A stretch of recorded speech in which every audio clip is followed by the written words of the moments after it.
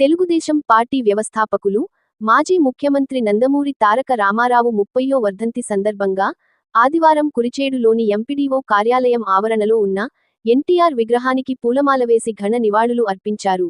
కార్యక్రమంలో Darsi TDP incharge doctor Guttipati Lakshmi Lalith Sagar, Darsi AMC chairman Daram Nagaveni సుబ్బారావులు పాల్గొన్నారు. ఈ సందర్భంగా లక్ష్మీ మాట్లాడుతూ, సమాజమే దేవాలయం, ప్రజలే దేవుళ్ళు అనే నినాదంతో రాజకీయాల్లోకి వచ్చి ప్రజల వద్దకే పాలన అనే విధంగా పార్టీని స్థాపించి ముందుకు తీసుకెళ్లారు. తెలుగువారి ఆత్మగౌరవం, పేదలకు ఒక చెరగని జ్ఞాపకం, బడుగు బలహీన వర్గాలకు ఉన్న ధైర్యం మన ఎన్టీఆర్ గారు. సంక్షేమంని ప్రవేశపెట్టింది మన తెలుగుదేశం పార్టీ. అభివృద్ధి అంటే ఏంటో చేసి చూపించింది మన తెలుగుదేశం పార్టీ. ఎన్నో సంస్కరణలు తీసుకొచ్చారు.